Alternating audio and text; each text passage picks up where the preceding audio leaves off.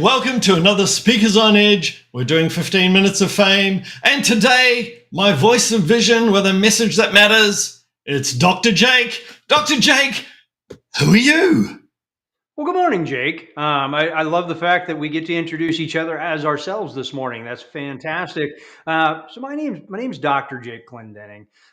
Who I am, I like to introduce myself as a professional small boy. I have been a CEO, executive. I am a podcast host. I am a TV show host. I am an executive uh, elite executive. I'm going to learn to do my language this time of day. Elite executive business coach, as well as a published author. Transformation for me, as far as what I do for people, is I see through their BS. I get down to what's actually going on in their business and in their world in order to make those critical adjustments to grow, in order to do better. We also unpack, I would go and say it's a journey along the timeline. We go back into what forged you, into what created you as you, in order to define you in a little bit better way. What I mean by that is, in the first book that I wrote was called Rings of Impact. And it was actually the thesis for my doctorate at the time. And we created a model called the Rings of Impact. And there's 5 areas in your life in which you have the greatest influence and impact of what's going on. So their faith, family, health, wealth, and business are the 5 areas. In each one of those areas, you have 5 mentors or role models in each one of those areas. And they're not the same 5 people. So there's really 25 total critical people in your life that forge you into what you are, that create you into what you are, good, bad, or indifferent. So this is where you got to think about this: is who do you want to be in those areas? So let's grab one randomly out of pure curiosity this morning. I always like to start with faith. Why not? Because it's the top one. And the reality is, we know when you're grounded in your faith, whatever that may be, whatever your belief system is, when that is solid, everything else can function, right? Everything else can function. And that's why it's faith, then family, then health. And you can mix and match those a little bit too. But if your health is not so great, it's really hard to manage the rest of it. The same is true with your faith.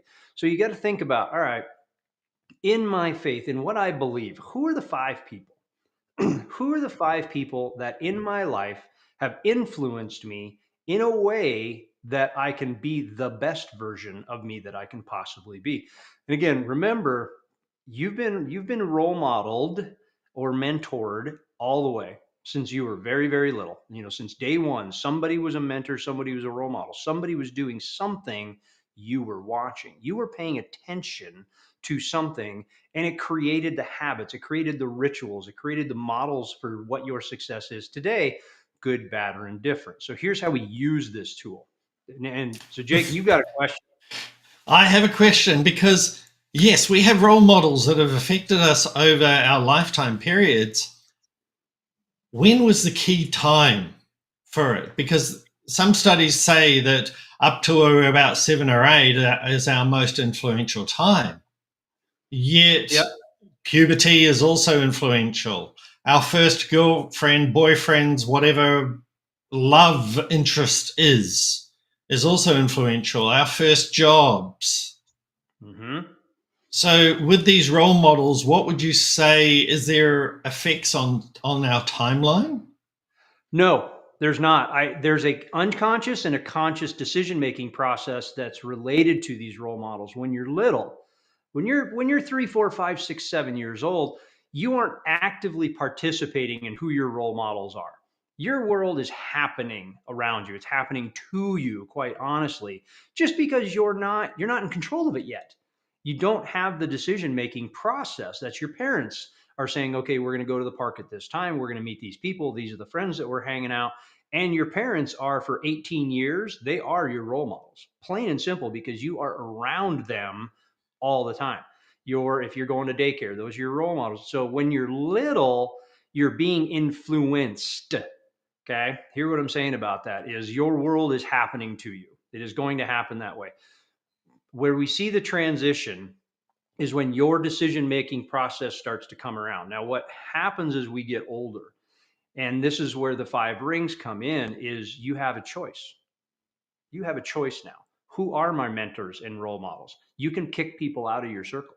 You can add people into your circle depending on how you grade them. So this is the we hear like the official quote, and I don't know who said it. I'd love to figure out who said it the first time and give them credit for it. It was not me.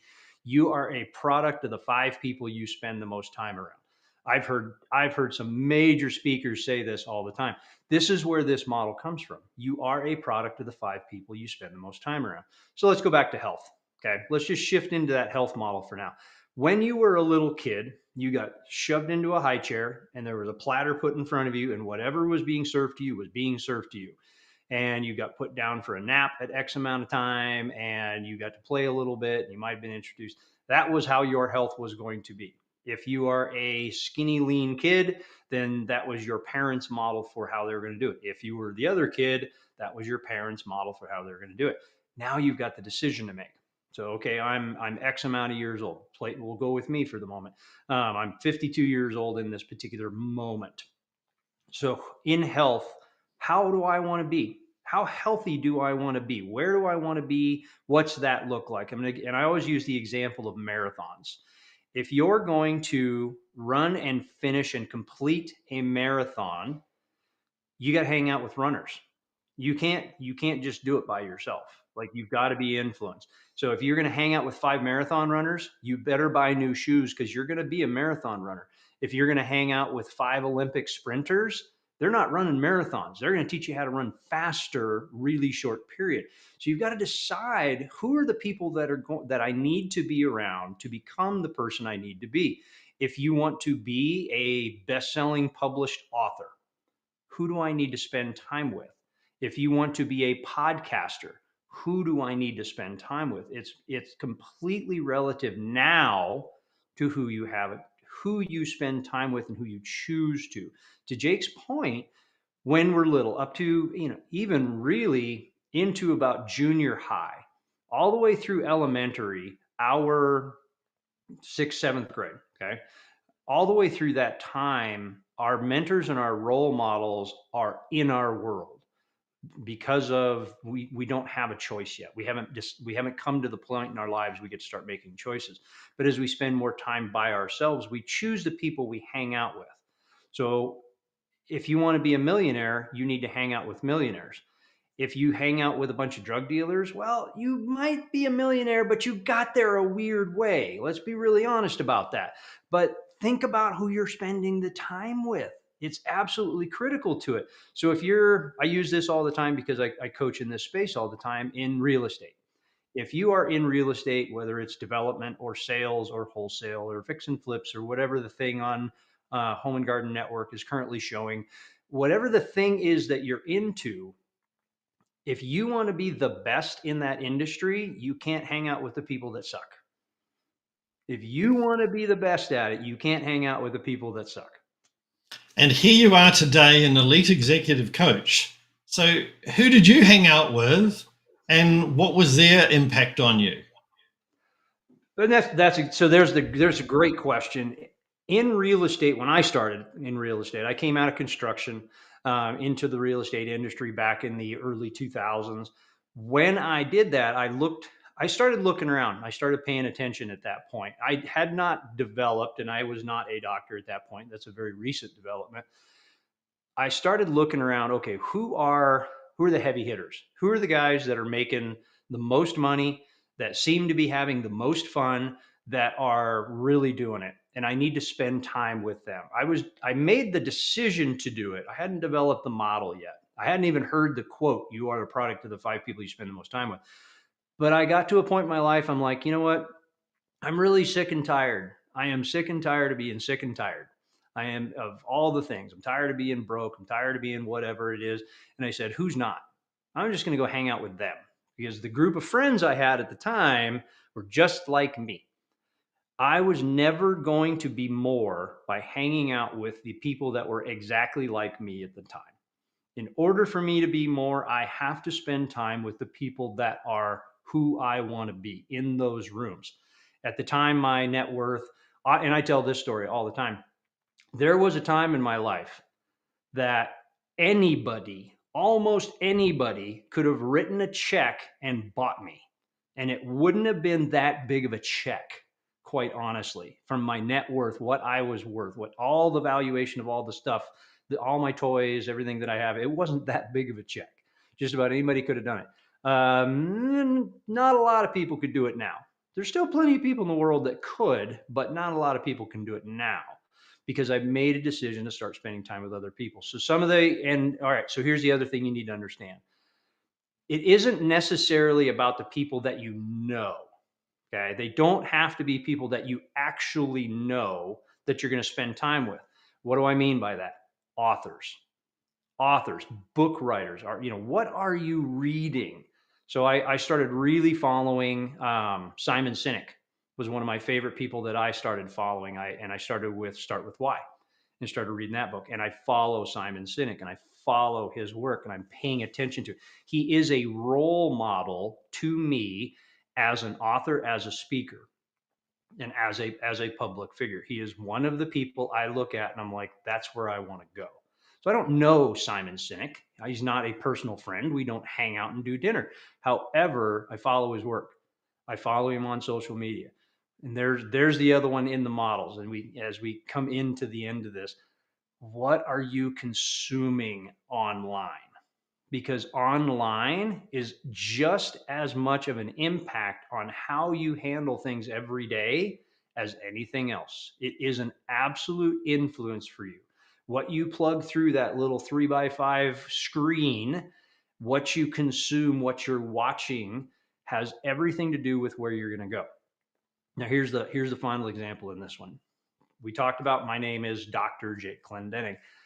In third grade, I had a teacher named Mrs. Green.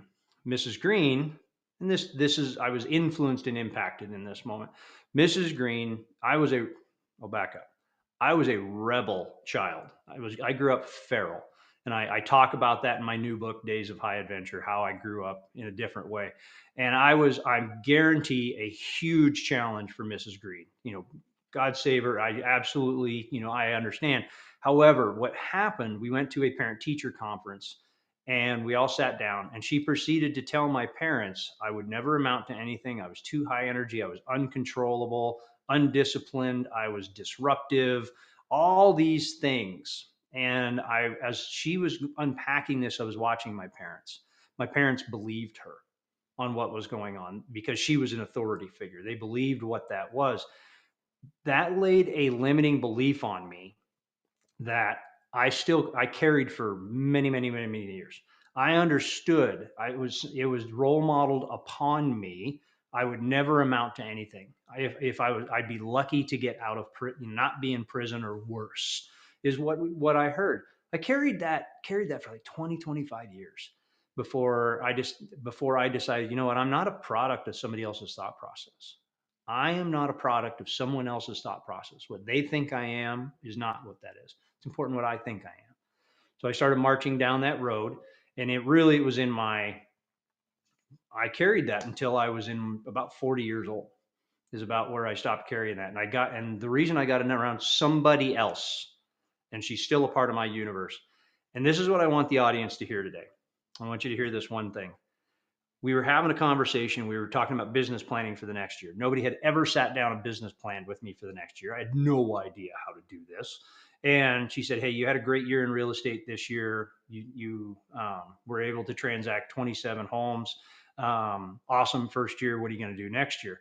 Well, my brilliant calculating brain did, I'll give myself a 10% increase in wage, cost of living increase. So I'm going to sell 30 next year. And she did one of these to me. She put her glasses on her nose and she looked down her nose at me and she said, "Jake, you are settling for good when great is on the table." I have carried that for the last 25 years. Well, not quite that long, but it's been a good while. I think that was in 2010 that she told me that. That's the reality, guys. You are settling for good when great is on the table and available. This is fantastic because I follow this sort of lifestyle myself. One of my mentors, she is a magnificent speaker, professional speaker, and I've watched her since she started in the industry to where she is today. And I first met her, probably 20 years ago. And yep, I actually know her personally. Mm-hmm. And I watched her take her business and build it with her husband and a VA to $3 million a year. Then they took it to 10 million. And they realized that was too much. They took it back to 3 million and created a lifestyle. Because they understood that, yes, you can become great, but you can't just become great in one area. You need to be great in all those 5 areas that you've spoken about. By being great in all those 5 areas, you create the greatness of your life. Mm-hmm. That's when it becomes a choice. It becomes a choice, a powerful choice. Dr. Jake, where do we find you? There's a couple places. You can find us anywhere. If you look up Total Disruption, you can find our podcast. You can find our TV show. The website is www.total-disruption. There's a little hyphen in the middle.com. So total-disruption.com. You can also find me at my site, which is getmybearings.net. Just kind of a little play on words there. And my newest book, Days of High Adventure, that's the one that I just finished writing. That one is now currently available. We'd love to see you get it and leave me some feedback on what that is. That's a different childhood story. That's what made me a professional small boy story. Excellent. Well, look, thank you for being on the show today. I want to leave you with one message that I picked up from Dr. Jake. It's important what I think I am. Amen. Dr. Jake, thank you for being today's Voice of Vision, sharing a message that mattered on Speakers on Edge. We'll see you next time, folks. Bye.